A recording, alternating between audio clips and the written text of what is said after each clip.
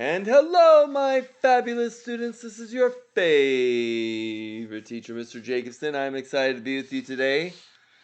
So we have now moved into Unit 3 of the APUSH curriculum. So that's pretty exciting.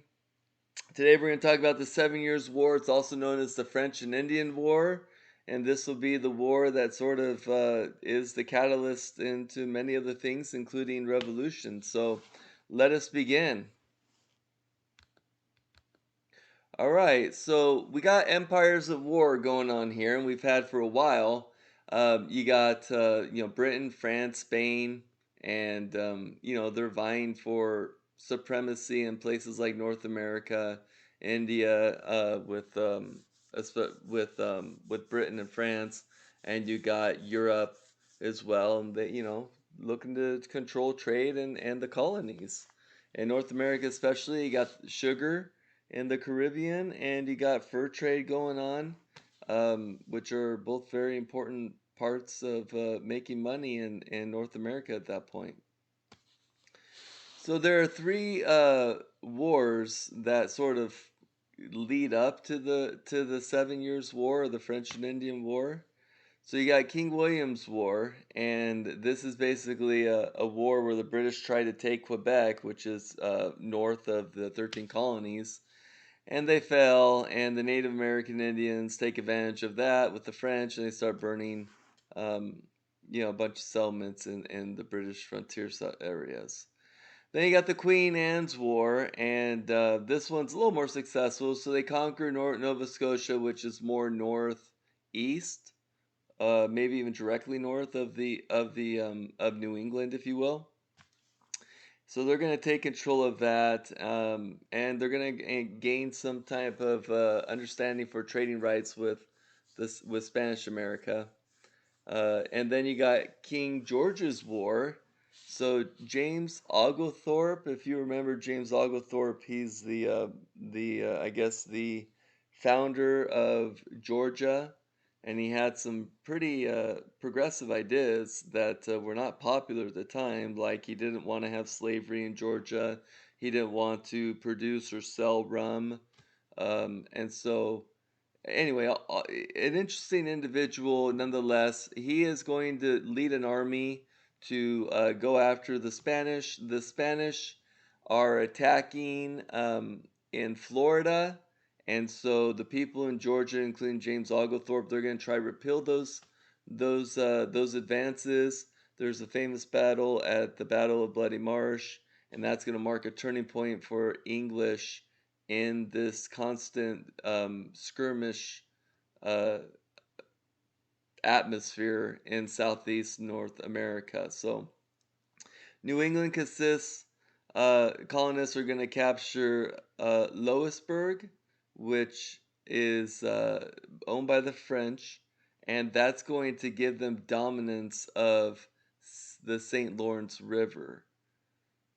And so you have this amazing feat in King George's War where the colonists are going to get the control of this river. However, there's going to be a peace treaty that the British Crown's gonna make, and then they're going to give back St. Lawrence River to the French in exchange for political and economic gains all the way in India. So they're not even in the Americas anymore. They're because of something they can gain in Asia, they're going to give the French something that the colonists worked hard to fight for. So that's not going to go so well with the colonists. And then by 1754, you have both Britain and France, and they recognize the value that these colonies in the Americas that they have with all the raw materials that can be mined and taken from there. So the French population in the Americas is around 60,000, and of course they're working mainly in the fur trade industry. They got pretty much from the Appalachian Mountains all the way to the Mississippi River. So the French have quite a bit of land there. Only 60,000 though do they have to occupy it. British population in the 13 colonies, that's a little different now. You got 1.2 million, and they produced commodities like tobacco, lumber, fish, grain, etc. I should probably just say the colonies at this point. French built a chain of forts along the Ohio River, and the British saw this as a way to sort of prevent them from expanding westward. So it was looked at as more of a threat. So fearing the French would control all the Ohio River, and if you look over here, this is the Ohio River, which goes right into Pennsylvania here and along West Virginia. So this was not okay with them. The Virginia governor sends a small militia under the command of a young colonel you may have heard of before. His name is George Washington, and they want to capture Fort Duquesne, which will eventually become Pittsburgh. And so, after gaining a small victory over the French, Washington troops are going to surrender to the superior Frenchmen and their allies on July 3rd. With this military encounter in the wilderness, however, the final war, which is the 7 Years' War for empire, is going to begin. So here we have the 7 Years' War. This is how it goes. The French start to win at first. So the start of the war, it goes pretty badly for Britain. Another expedition from Virginia was mounted with General Edward Braddock, and he was taking over 2,000 British regulars and colonists. They were defeated by smaller numbers of the French and their Indian allies near Fort Duquesne. Okay, so then we have the Algonquin Indians, and they ravaged the frontier from western Pennsylvania to North Carolina. So you got a lot of like just craziness happening. I mean, it's war, right? The French also repulsed British invasion of French Canada in 1756. And so it's not looking good for the British right away. The French kind of have their number. However, something changes now, okay? They have a new prime minister that comes to power. His name is William Pitt.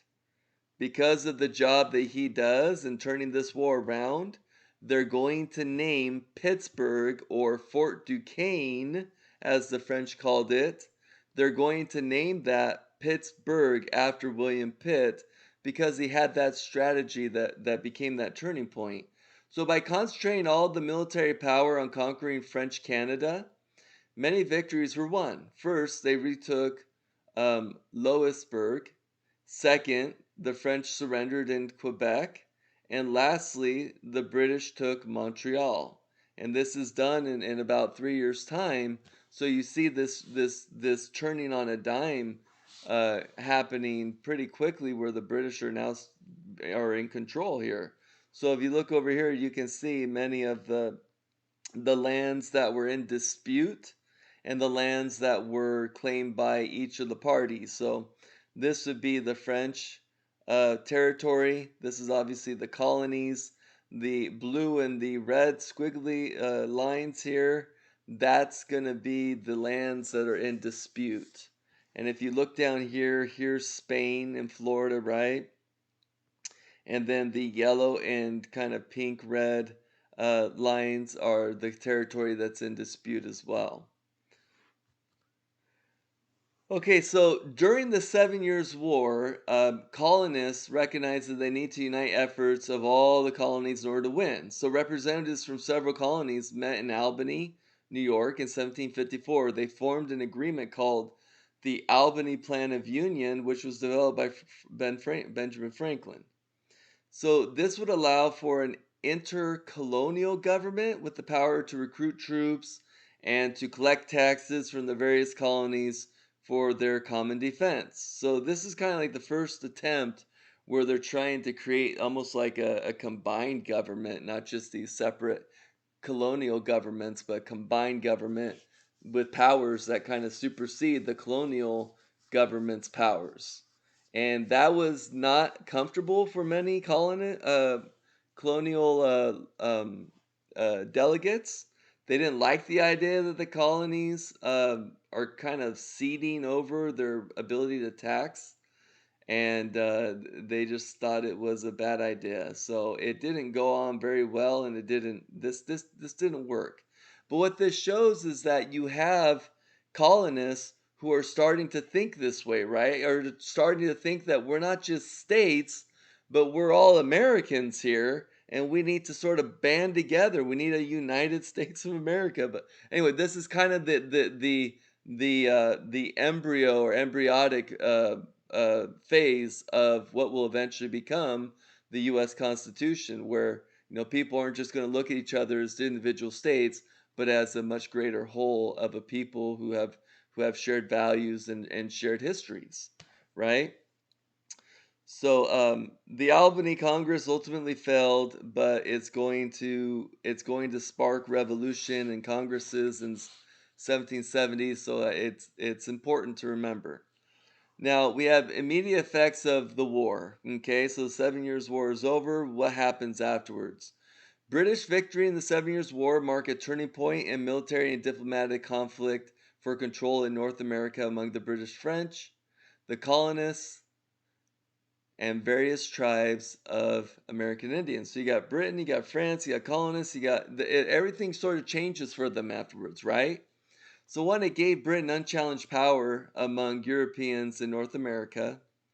We also have that it challenged the autonomy of American Indians because now a lot of land was lost, where land that the French couldn't occupy because there's only 60,000 settlers that were French occupying all that massive land. Um, and they also respected the American. They had relationships with the Indians better than the British did, right? But now that's going to get challenged. You're going to see Britain emerge as a dominant naval power in the world. Great Britain will acquire both French Canada and Spanish Florida. In compensation for Spain loss of Florida, France will give up portions that they had west of the Mississippi River, known as Louisiana. After the 7 Years' War, the American colonies no longer faced the threat of concerting attacks from the French, the Spanish, and other American allies. So the French Indian War really makes things a lot easier for the British um, when it comes to the French and Spain, which were the other powers in the Europe, right? It's not going to make things easier for the colonists, as we will see in the future. But here you have Spain becomes part of the British colonies, or I guess will eventually become, but it's now British territory, and you have Canada up here as well that will become British as well. So, how do each party view each other after the war? Well, British saw the colonials as kind of like country bumpkins. They were pathetic, poorly trained, a disorderly rabble. They didn't have a very high opinion of their their military abilities. They saw the colonists as unwilling to commit troops and taxes to the war effort. They also kind of were convinced that colonists weren't even going to defend themselves on the new frontier properly, and they're probably always going to need the British Empire to help them out. Colonial view of the war is very different, though. They were very proud of their record in all four wars and developed confidence that they could successfully provide for their own defense. They were unimpressed with the British troops or leadership, believing that their military tactics were unsuited for the densely wooded terrain of Eastern America. So we're going to see a reorganization happening of the British Empire. Okay, after the 7 Years' War, we're going to see a shift of policies. Before the colonists really got to enjoy salutary neglect. However, now that the war is over and there's a lot of money that needs to be paid back because war is expensive, we're going to see a different attitude, and they're going to have more direct control of the colonies, and they're going to bring more troops into the colonies to protect the frontier land and all that extra land that they got from the French and Indian War. And so anyway, so things are going to change for the colonists, and they're going to feel like their autonomy is getting stripped from them. Moreover, they're going to be expected to pay the cost of maintaining these troops to guard the frontiers after the war. You have the British Crown and Parliament. They're going to raise taxes on the colonists without raising their own taxes. So, hypocrites is how the colonists will look at it. They wanted the colonists to bear more of the cost to maintain the British Empire, as before they weren't really, I guess, being asked of a whole lot, and salutary neglect was common practice because they, as long as things were out of control, the British were pretty fine with it. So, with more settlers now moving further west because they won the 7 Years' War, you're going to have Pontiac's rebellion. And so this is a chief who's going to kind of get tired of all this westward expansion, and he's going to create a lot of craziness going on. He's going to have alliances with other American Indians, and they're going to go throughout the Ohio River Valley. They're going to start destroying forts. They're going to start burning settlements, and they're going to start problems. And so the British are going to put this down, but the British are going to realize maybe we don't want to let the colonists move west, because this is just going to create more problems for us, because we're going to have to keep putting down all these uprisings. So now the Proclamation of 1763 comes out. And what they're basically saying is no one can move past the Appalachian Mountains. So if you look here, okay, so all this bluish green, I don't know what color exactly you want to say, but this color here, this is all the land that was won in the French and Indian War, the 7 Years' War, however you want to say it, right? However, with the colonists moving, thinking that they get free reign now because they helped fight that war, they're being told by the British, oh, no, no, no, no, no. You have to stay east of the Appalachian Mountains. And the colonists were like, screw this. And they did not like the Proclamation of 1763. They did not abide by the Proclamation of 1763. And they're going to be defiant of it. And they kind of feel entitled to this land because they helped fight it, right? So this is going to put them at further odds with the British crown. And eventually, this is going to lead to more conflict. And eventually, we're going to get to a whole thing as to, can you tax us? Is this a legal thing to do according to British law, or according to, natural law, which we learned with John Locke? So anyway, that's pretty much it. Go ahead and write your summary, and we'll talk about it when we return. Thanks. Bye.